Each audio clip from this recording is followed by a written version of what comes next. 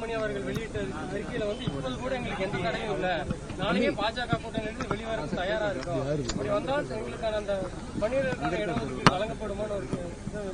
ஆமாங்க, நேற்று நான் சொன்னேங்கன்னா பாட்டாளி மக்கள் கட்சியை பொறுத்தவரை மதிப்புக்குரிய மருத்துவர் டாக்டர் ராமதாஸ் ஐயா அவர்களாக இருக்கட்டும், இன்றைய தலைவர் அண்ணன் அன்புமணி ராமதாஸ் அவர்களாக இருக்கட்டும், ஒரு கொள்கையை வச்சிருக்கிறாங்க. எல்லா கட்சிக்கும் அந்த கொள்கையை அடைய வேண்டும் என்கின்ற விருப்பம் இருக்கும்.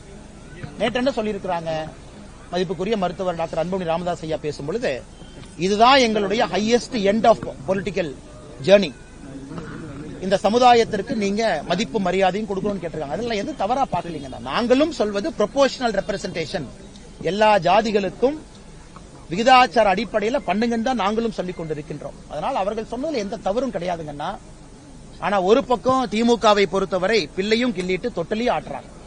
நேற்றே சொன்னோம், குலசேகரன் கமிஷன் அவங்க என்கொயரி ரிப்போர்ட் 6 மாசம் தான் கேட்டாங்க, அனுமதி கொடுத்தீங்கன்னா இன்னைக்கு நம்ம கையில காசு சர்வே இருக்கும், இன்னைக்கு நம்ம முடிவெடுக்கலாம்.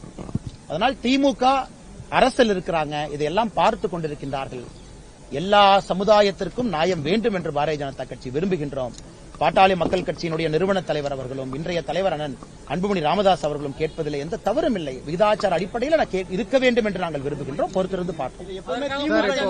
பீகாரை உதாரணமா காட்டுறாங்க சார். மாநில அரசு மக்கள் தொகை கணக்கெடுப்பு நடத்தி ஜாதி வாரியா விகிதாச்சார பங்கீடு கொடுத்தா பீகார்ல கொடுத்த மாதிரியே அது செல்லுபடி ஆகாம போயிடும். மாநில அரசுக்கு அதிகாரம் பீகார்ல கொடுத்தது வந்துங்கன்னா பாரதிய ஜனதா கட்சி தடை செய்யவில்லை, மத்திய அரசு தடை செய்யல, கோர்ட்ல தடை பண்ணிருக்காங்க. கோர்ட் இங்க எங்கேயுமே மத்திய அரசு எங்கேயும் சொல்லல நீங்க சென்சஸ் நடத்தக்கூடாது என்று மத்திய அரசு சொல்லல. ஒருவேளை சென்சஸ் நடத்தினீங்கன்னா அது பொருந்தாதுன்னு நாம எங்கேயுமே சொல்லீங்கன்னா. கர்நாடகால சென்சஸ் நடத்திட்டாங்க, ஆனா காங்கிரஸ் கட்சி என்ன சொல்றாங்கன்னா கமிஷன் ரிப்போர்ட்டை திருடிட்டாங்க, எங்களால பப்ளிஷ் பண்ண முடியலங்கிறாங்க. இந்தியா முழுவதும் பிரச்சனை தான். அதனால் இன்னைக்கு உச்சநீதிமன்றத்தினுடைய சில தீர்ப்புகள் இருக்கு. தமிழ்நாட்டுக்கு உச்சநீதிமன்றம் சொல்லியிருக்கிறாங்க 69% இடஒதுக்கீடு கொடுத்திருக்கீங்க, எந்த ஆதாரத்தில் கொடுத்திருக்கீங்க, வேகமா ஒரு காஸ்ட் சென்சஸ் நடத்துங்க. மாநில அரசுக்கு தான் சொன்னாங்க, உச்சநீதிமன்றம் மத்திய அரசுக்கு சொல்லல. நாங்கள் பாரதிய ஜனதா கட்சியை பொறுத்தவரை நாங்களும் ஆதரிக்கிறோம், நடத்துங்க. விகிதாச்சார அடிப்படையில் எல்லா சமுதாயத்தையும் முன்னெடுத்துட்டு போலாம்.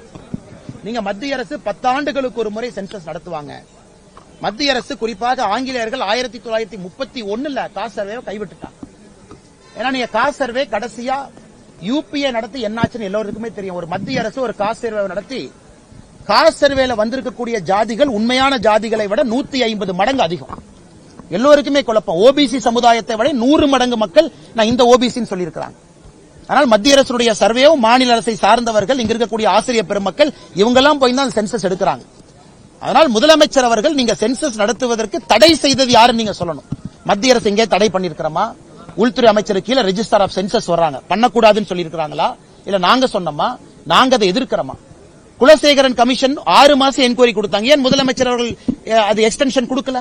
6 மாசம் தானே கேட்டாங்க, பாதி வேலையை முடிச்சிட்டாங்களே. ஏன் கர்நாடகால காங்கிரஸ் அரசு நடத்துறாங்க, அங்கே பாரதிய ஜனதா கட்சி நடத்தக்கூடாது என்று சொன்னோமா? நடத்தினவங்க இன்னைக்கு தொலைஞ்சு போச்சுக்கிறாங்க, அதற்கு பொறுப்பு நாங்கள் இல்லை. அதனால் முதலமைச்சர் அவர்கள் மக்களை குழப்புவதை விட்டுவிட்டு இந்த பிரச்சனைக்கான தீர்வை நோக்கி செல்ல வேண்டும் என்று விரும்புகின்றோம். ஒரே நிமிஷம் கேட்டுட்டு வர்றேன். தமிழக ஆளுநர் அமித்ஷா அவர்களை பார்த்ததற்கு தமிழ்நாடு சார்ந்த பாதுகாப்பு விவகாரங்கள் தொடர்பாக பேசியதா தன்னுடைய ட்விட்டர் பக்கத்தில் போட்டிருக்கிறாரு. எப்பொழுதும் சந்தித்ததுதான் போடுவாங்க, இந்த வாட்டி அதை அடையாளப்படுத்திருக்கிறாங்க. தமிழ்நாட்டில் பாதுகாப்பு சிக்கல்கள் அதிகரிச்சிருக்கு பாக்குறீங்களா? அது கூடுதல் கவனம் பெற வேண்டும். ஆனா நீங்க இன்னைக்கு பார்த்திருப்பீங்க, இந்தியாவை பொறுத்தவரை நேற்று புதிய ஆளுநர்களை மத்திய அரசு நியமனம் செஞ்சிருக்கிறாங்க. பல்லா அவர்கள் இந்தியாவுடைய உள்துறை செயலாளராக 5 ஆண்டுகள் இருந்தவங்க, இன்னைக்கு மணிப்பூருக்கு போறாங்க. வி.கே. சிங் அவர்கள் முன்னாள் ராணுவ தளபதி அமைச்சராக இருந்தவங்க, மிசோராமுக்கு போறாங்க. சோ இந்தியாவை பொறுத்தவரை முக்கியமான இடத்திற்கு பாதுகாப்பு சம்பந்தப்பட்ட பாதுகாப்பு துறையில் இருந்து உயரதிகாரிகள் இன்னைக்கு ஆளுநராக செல்றதை பார்க்கிறோம். தமிழ்நாட்டுக்கும் அதே போல டெபுட்டி என்எஸ்ஏவாக ஐபியில நீண்ட காலம் பணியில் இருந்த ஆளுநர் RN ரவி அவர்கள் இங்க வந்திருக்கிறாங்க. நிச்சயமா 35 ஆண்டுகள் காவல்துறையில் இருந்திருக்கிறாங்க, ஐபியில் இருந்திருக்கிறாங்க. அவருடைய பார்வை கொஞ்சம் வித்தியாசமா இருக்கும். Is not a political governor, ஒரு அரசியல்வாதியாக இருந்து ஆளுநரா வரல, இஸ் அ டெக்னிக்கல் எக்ஸ்பர்ட். அதனால் நிச்சயமாக அவருக்கு ஒரு பார்வை இருக்கத்தான் செய்யும் என்பது என்னுடைய நம்பிக்கை. நான் ஆளுநர் இதை பத்தி பேசலீங்கன்னா அவரும் இதை பத்தி என்கிட்ட சொல்லல. அதனால ஆளுநர் அவரை பொறுத்தவரை அவருடைய கோணத்தை என்ன பாக்குறாங்க? தமிழ்நாட்டை பொறுத்தவரைக்கும் ஒரு பக்கம் சைனாவுடைய அச்சுறுத்தல் இருக்கு. காரணம் இலங்கையில வந்திருக்கக்கூடிய அரசு, அங்க சைனா ஏற்படுத்திருக்கக்கூடிய ப்ராஜெக்ட்ஸ் ஒரு பக்கம். ஏன்னா கடல் பகுதியிலிருந்து 21 நாட்டிக்கல் மைல் இருக்கு. இன்னொரு பக்கம் பாத்தீங்கன்னா கடலோர பகுதி தமிழ்நாட்டில் எந்த அளவுக்கு பிரச்சனை இருக்கு பாக்கிறோம். ISIS சித்தாந்தம் பரவி இருப்பதை பார்க்கிறோம், தீவிரவாத சித்தாந்தம்.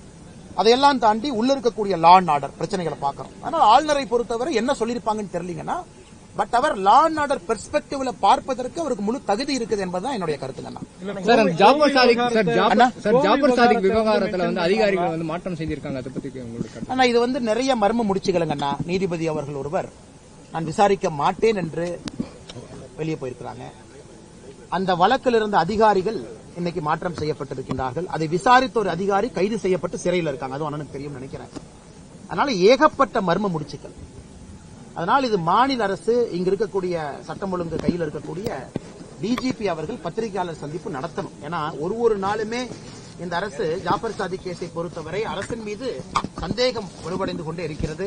அதனால் டிஜிபி அவர்கள் ஒரு பத்திரிகையாளர் சந்திப்பு நடந்து என்ன நடக்குதுன்னு அவர் முதல்ல சொல்லிட்டு டிரான்ஸ்பர் பண்றாங்கன்னா ஏன் பண்றாங்க, சம்பந்தப்பட்ட அதிகாரி ஒருத்தர் சிறையில் இருக்காரு இன்னைக்கு, ஒரு சப் இன்ஸ்பெக்டர் ஏன் இருக்கிறாங்க, டெப்டேஷன்ல போன ஒரு சப் இன்ஸ்பெக்டர், அதிகாரிகள், அதையெல்லாம் டிஜிபி அவர்கள் விளக்கம் கொடுக்க வேண்டும் என்பது எங்களுடைய எதிர்பார்ப்பு. பாஜக கூட்டணியிலிருந்து வெளியேறவும் தயாரா இருக்குன்னு சொல்றாங்க. நான் தான் உங்களுக்கு ரொம்ப தெளிவா சொன்னீங்கன்னா, இன்னைக்கு அவங்க என்ன சொல்றாங்க, நீங்க ஆட்சியில் என்ன 1 வருஷம் இருக்க போறீங்க, நீங்க இன்னைக்கு செய்யுங்க. நாங்க அரசியலே செய்யல, நாங்க எலெக்ஷன்லயே நிக்கல, நாங்க எம்எல்ஏ எலெக்ஷன்லயே நிக்கலீங்கிறாங்க. இதை விட தெளிவா எப்படி சொல்றது? அது அவர்களுடைய கொள்கை. நாங்க 2026 தேர்தலையே போட்டி போடலைங்கிறாங்க. அதான் நிபந்தனையற்ற ஒரு ஆதரவுங்கிறது. இதை விட தெளிவா சொல்றோமா? அவங்களுடைய கொள்கையை அவங்க பிரகடனப்படுத்துறாங்க. பாரதிய ஜனதா கட்சியினுடைய கொள்கையை நாங்கள் சொல்லிக் கொண்டிருக்கிறோம். அதான் முதலே சொல்லிட்டீங்கன்னா அவங்க சொல்வதில் எந்த தவறும் இல்லை. காரணம், அவர்கள் அரசியல் பயணத்திலே இது உச்சபட்ச ஒரு விஷயமாக அவங்க பார்க்கிறாங்க. நாங்கள் சொல்வது விகிதாச்சார அடிப்படையில் எல்லா சமுதாயத்திற்கும் கொடுக்க வேண்டும் என்பது எங்களுடைய வேண்டுகோள், எதிர்பார்ப்பு.